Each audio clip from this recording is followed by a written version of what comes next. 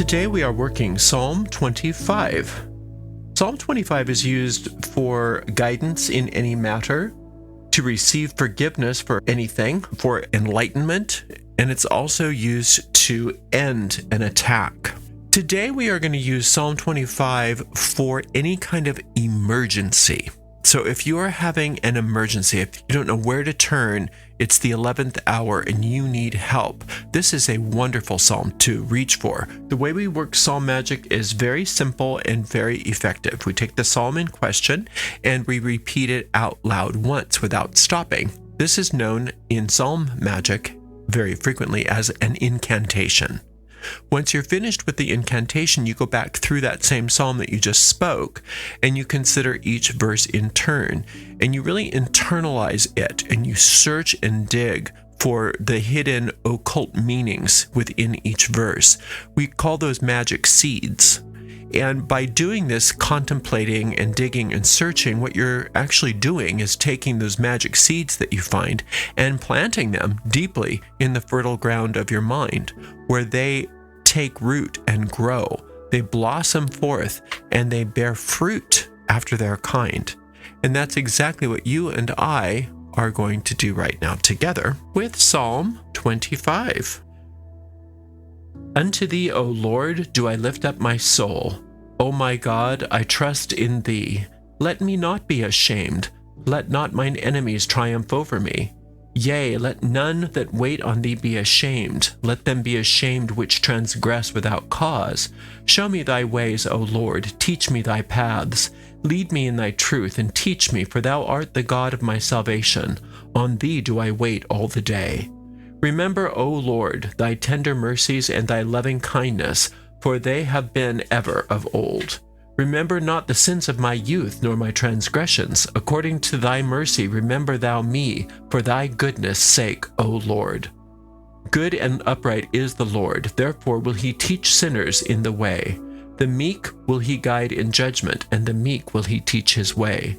All the paths of the Lord are mercy and truth, unto such as keep his covenant and his testimonies. For thy name's sake, O Lord, pardon mine iniquity, for it is great. What man is he that feareth the Lord? Him shall he teach in the way that he shall choose.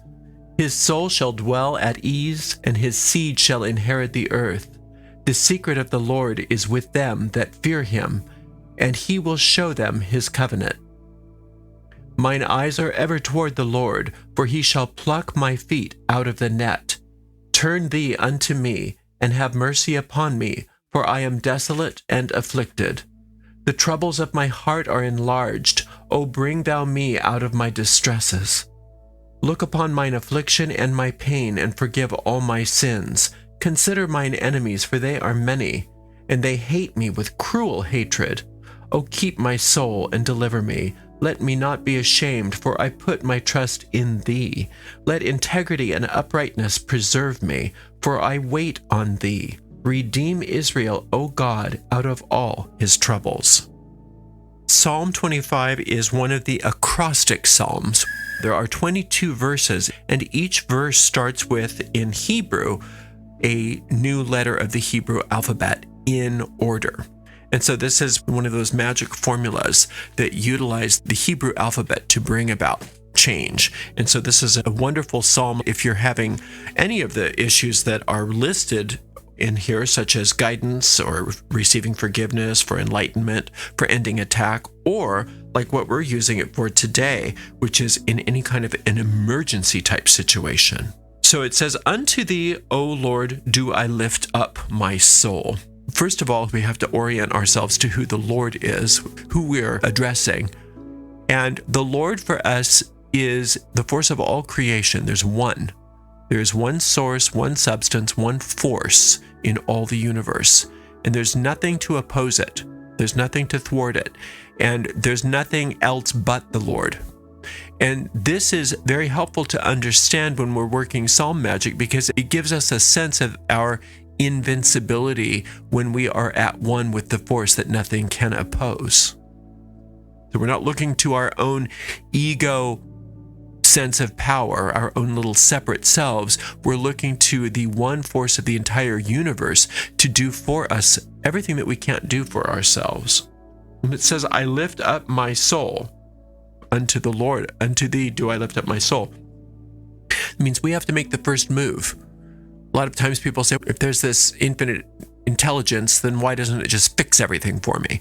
Because it's not going to violate your free will. When you were created as an expression of infinite intelligence, you were created with all of the goodies that come along with that, including free will. Now, free will for us is a bit of a curse, not a blessing, because of the way we misuse it. So we misuse our free will to think thoughts that are not in accordance with infinite intelligence, which we are at liberty to do. And so when we do that, we get the results of that, because the bottom line law of the universe is the law of cause and effect. We have to make the first move, and that's how we do it. We lift up our soul unto the Lord. We're saying, not my will, but your will be done. Because what the secret of that is that our true will is one with infinite intelligence's will. We are co-creators with this force. And when we are at odds with the will of this force, we are not, in fact, working with our true will. We are working with a false will that we've convinced ourselves of. And that is the will of that small ego self. O my God, I trust in thee. Let me not be ashamed. Let not mine enemies triumph over me. So shame is a very powerful experience. And when we experience life through the eyes of guilt, what we automatically have is an expectation of punishment. So when you're feeling ashamed, when you're feeling guilty, you are expecting punishment from some source or another. And this sets up a world of fear. And then you start looking at the world through these fearful eyes, and through the law of cause and effect, you get what you put out. You get the fearful results of those fearful perceptions. So we're asking to be removed from that. We're asking to have that fear removed from us, that shame removed from us. I am not guilty. I do not feel guilty, because I trust in your truth. So let not mine enemies have triumph over me. Yes, you may have enemies in the physical world that are trying to triumph over you, and we're not discounting that. And we are going to take care of all of that with this psalm. But we have to understand that those enemies are a result or an effect of a projection onto the screen of space of your own guilt. So we have to take care of the guilt first. And infinite intelligence doesn't see you as guilty. Infinite intelligence does not condemn you. And until you get that, you're going to keep reintroducing new reasons why you need punishment in this world, even if you're not conscious of that. Yea, let none that wait on thee be ashamed. Let them be ashamed which transgress without cause. So to transgress without cause is the ego mind. The ego has no reason, from the point of view of infinite intelligence, of doing what it does and thinking what it thinks. The ego thinks, I've got to be separate. I've got to be separate. I've got to be separate. I've got to carve out an identity that's separate from infinite intelligence, that's separate from this soul, because I want to show how independent I am. And what that is faulty, sick thinking, because that does not show independence. What that shows is you get to have the effects of a thought system that is thinking about you in every way that you're not. The only way that it can carve out an identity that's separate from all good is to prove how not good you are. And that is where that guilt comes from, because guilt is the ego's main tool. If you can feel guilty and it can convince you that you're guilty, it's got you. So until we are willing to give up that guilt and allow the ego to have the guilt, because that's where the guilt belongs, we are going to constantly have the same kinds of results that we've been having over and over again. Show me thy ways, O Lord, teach me thy paths. The paths of the Lord are the ways of your soul. And that's where you really want to be. And that's where all of your success is programmed, and success on every level. Yes, success doesn't only mean like success in business, but that's there too. It means success as a soul. So your mission in life, why you came here, all of the things you came here to be, do, have, and express, those are the ways of the Lord. That's the paths of the Lord. Lead me in thy truth and teach me, for thou art the God of my salvation. On thee do I wait all the day. So you were given an internal guidance system at your creation, especially once the ego started to act out. Once the ego acted out and you decided to create this separate self, to believe that you're separate from it, infinite intelligence responded to that. It didn't just say, okay, have at it. Nothing I can do about it. I wash my hands of you. No. Infinite intelligence is always compassionate, is never going to leave you without a way out of there. It's that Ariadne's thread when she went into the labyrinth to meet the Minotaur. There's always a way back home. And that's what you were granted with as soon as you decided that you wanted to build this separate universe, separate and distinct from infinite intelligence. We all did it at once. It's called the fall in biblical stories, but every kind of culture, every kind of spiritual discipline has some version of that. And what you were given was an inner guide, a spirit guide, if you will, GPS system, if you will. So you can always find your way out of this illusory world that the ego has created for you by listening to the instruction from infinite intelligence that was given to you. So it says, lead me in thy truth and teach me, for thou art the God of my salvation. On thee do I wait all the day. So we say, how do I get out of this? I don't know what to do. I don't know what to do. You do. You do know what to do. It's just that your ego has you snowed. So all you do is listen to that inner guidance. You learn how to listen intuitively and stop listening to the chatterings of your mind, because the ego doesn't understand intuition. The ego can never become intuitive because the ego is a thought system based on tension. And the only way to be intuitive is to relax. So this is telling you right in this verse to relax and listen to that inner guidance, that still small voice all day long. Remember, O Lord, thy tender mercies and thy loving kindnesses, for they have been ever of old. So even though we're saying to infinite intelligence, remember how good you are, infinite intelligence doesn't need to remember how good infinite intelligence is. Infinite intelligence is the force of all good. This is a literary device for us to remember that all good comes from infinite intelligence, that force that we are connected to, and that's the reality of our experience.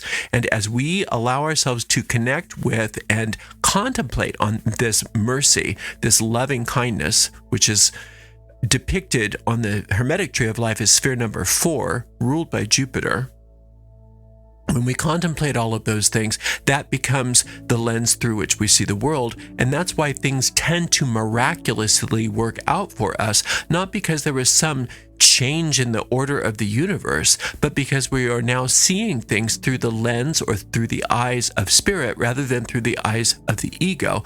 And how we see things is the determiner of how things manifest for us. So it can seem like things miraculously change in our circumstances. And it's true, they do, but the reason is very simple. It's because we are looking at the world through sane eyes rather than through the insanity of the ego. Remember not the sins of my youth, nor my transgressions. According to thy mercy, remember thou me for thy goodness' sake, O Lord.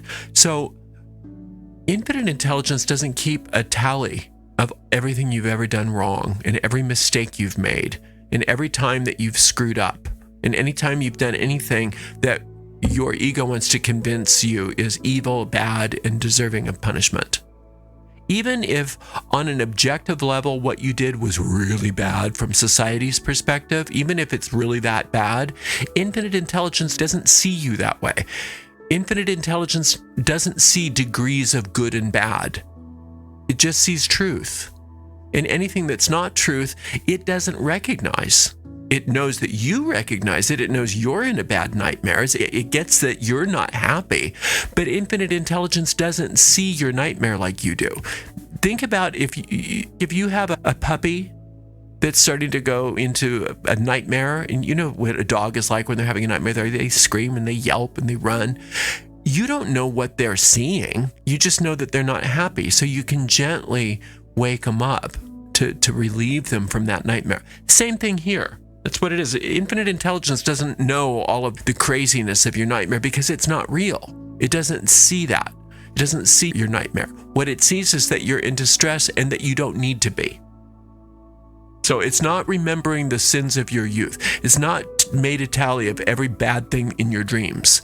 It's just recognizing that you're a pure, innocent child of wonder and loves you the same as when you were created, as you will always be loved by this force, and wants nothing for you but healthy, happy, harmonious, successful experiences.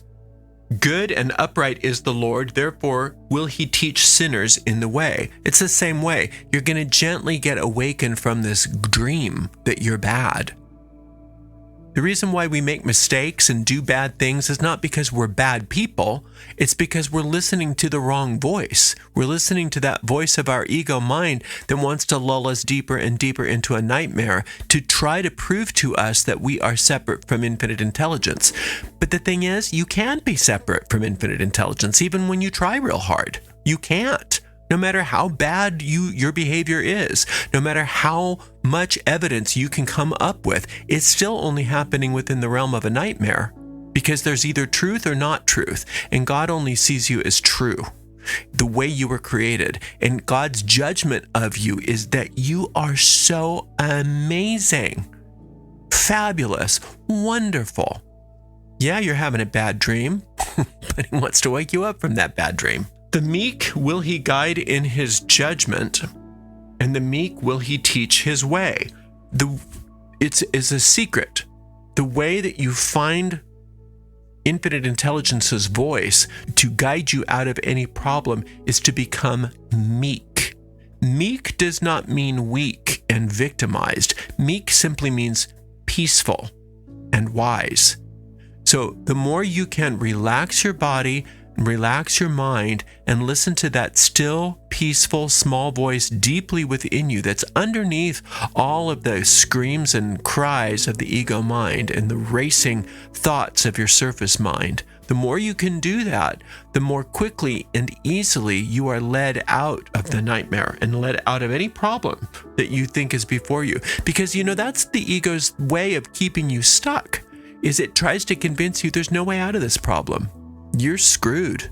This problem is not solvable. There's no hope for you. That's what the ego's tool is. Infinite intelligence doesn't see anything that way, because just like infinite intelligence doesn't see you in degrees of good or bad, it only sees you as perfect. It also doesn't see problems as being difficult and easy. It's all the same. It's all the same. So no matter how bad your problem is, infinite intelligence doesn't see it as bad or difficult. Just wants to relieve you from the nightmare of it. All the paths of the Lord are mercy and truth unto such as keep his covenant and his testimonies. So no matter where infinite intelligence leads you, it's going to be good. There's no you're going to have to go through this bad thing first. I'm going to test you. I'm going to take you into painful areas just to see how you do. That's not how infinite intelligence works. Infinite intelligence only gets you to wake up gently from the dreams and the nightmares. Doesn't send you into new nightmares. So all the paths of the Lord are mercy and truth unto such as keep his covenant and his testimonies. How do you keep the covenant and the testimonies of infinite intelligence? By listening to the still small voice within you. So when intuition from infinite intelligence tells you where to go, what to do, how to act, what to say, you do it instead of listening to the fearful thoughts of your ego mind, which are always tense and filled with racing raucousness. You know it's infinite intelligence if it's happening within the realm of what they're calling meek here. In other words, your body is relaxed, your mind is relaxed, you're at peace. So getting that relaxation and peace is the way that you turn up the volume on the voice of infinite intelligence. That's that inner guidance. For thy name's sake, O Lord, pardon mine iniquity, for it is great. The secret here, infinite intelligence never condemned you. So infinite intelligence doesn't have to forgive you. That's really important to get. You never did anything wrong. Remember that song from the 60s by Greenbaum, Spirit in the Sky? I've never been a sinner. I've never sinned. Now, that doesn't mean that you haven't made mistakes. That doesn't mean that you haven't done things in this world which have caused you and other people problems.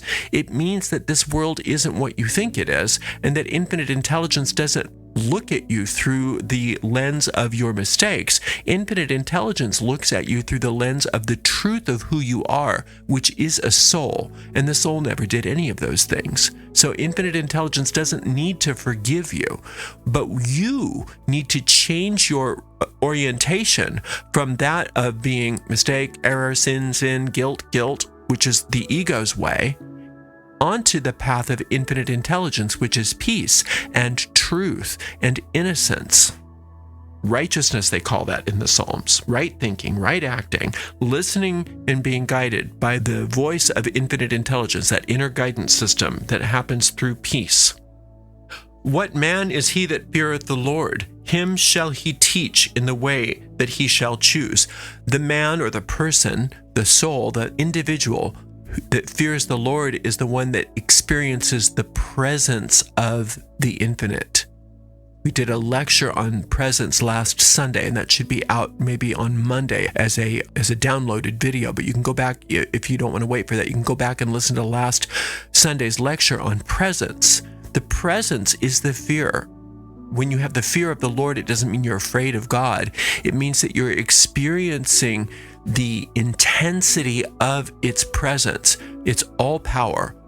All power can overcome any obstacle, no matter what it is.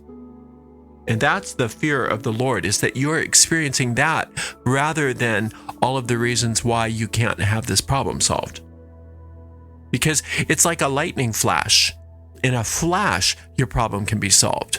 His soul shall dwell at ease, and his seed shall inherit the earth. So the person who's experiencing the presence of infinite intelligence, that brings you great peace. And it says that his seed shall inherit the earth. That means that peaceful oneness with infinite intelligence creates new causes right in your physical universe, which makes everything change. The problems get solved, and you become happy here. All of those bad dreams turn into happy dreams until the time when you can wake up. You're not going to wake up all of a sudden from a nightmare into the truth. That would make you even more afraid. Instead, what's going to happen is your seed shall inherit the earth, meaning everything's going to start working out for you here, and we start having a peaceful experience here, and things work for us in ways that we didn't think possible. And then once this world starts to reflect the truth of the world of infinite intelligence, then we wake up, and it's nice and gentle and peaceful. The secret of the Lord is with them that fear him, and he will show them his covenant. So when you are at peace, you are receptive to those instructions by infinite intelligence through that inner guidance system that you have, and nothing is withheld from you. Every secret that you need to know is shared with you.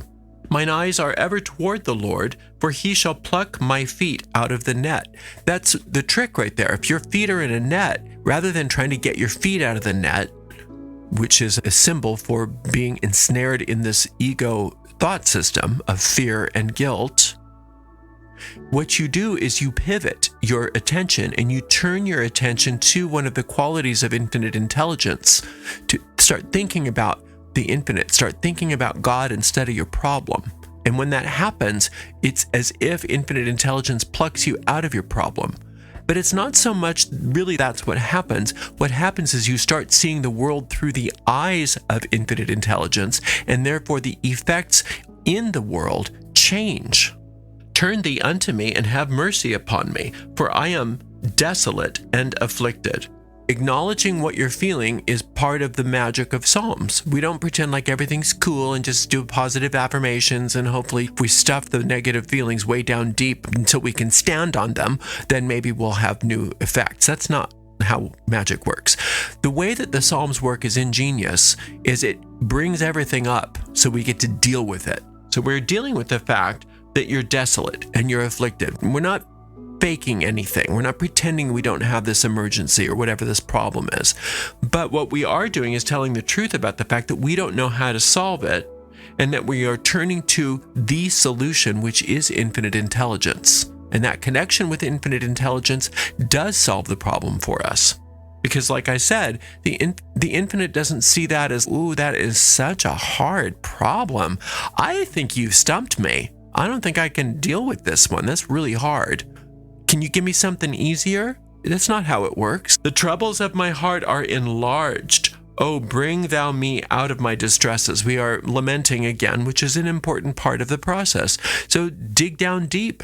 What's the problem? What is it? What are your complaints? What is the emergency? What is it? You bring it all up and you bring it to infinite intelligence and allow it to be healed for you.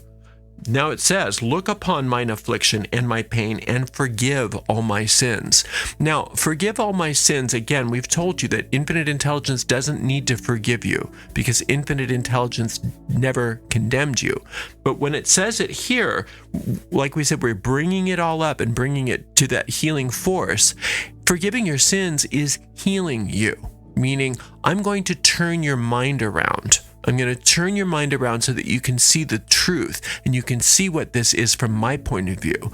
When you see what it is from my point of view, you're going to laugh at how easy this is. It's going to be so easy, and you're going to get up and all will be well. Consider mine enemies, for they are many, and they hate me with cruel hatred. So all of your enemies may be in the physical world, and those enemies may or may not be people. They can be situations, they can be habits, they can be people, they can be relationships, jobs, whatever those enemies are. But we recognize that those are manifestations of enemy thought forms which exist within that habit of thinking that you, like all the rest of us, have fallen into, which is something we call the ego mind. And so we are asking infinite intelligence to consider this legion of enemies within and without us and take care of it for us. Isn't it nice to know we don't have to know how to fix all of that? We would be doomed if it were up to us. I like how it talks about how they hate me with cruel hatred. That's the ego. Never underestimate the depths of hatred that the ego has for us, for you. That's your own self-loathing that the ego mind came up with. That is hatred, trying to prove to you how bad you are, trying to disconnect you from your source. That's hatred. But the good news about all of that, it's not real. The ego's not real. It manifests as real, and there's no bottom to how much that hatred can express itself. But at its heart, it's nothing. It's literally nothing but a habit. And it has no power if we don't allow ourselves to think along those lines. So now we are pivoting away from that depth of hatred that the ego has for us and other people, and we're not participating in it anymore. We're making the choice to actually turn our mind to that other voice within us that teaches us the truth, that the ego doesn't exist and there's nothing to fear. There's no hatred. Oh, keep my soul and deliver me. Let me not be ashamed, for I put my trust in thee. So again, cleanse me from my guilt. Cleanse me from these thoughts of guilt and shame. Allow me to know who I am as a soul rather than all of this nonsense that I've come to believe myself to be. And help me sort through it. And to deliver you means that you don't have to deliver yourself. You don't have to. You just have to be the student. You don't have to be the teacher.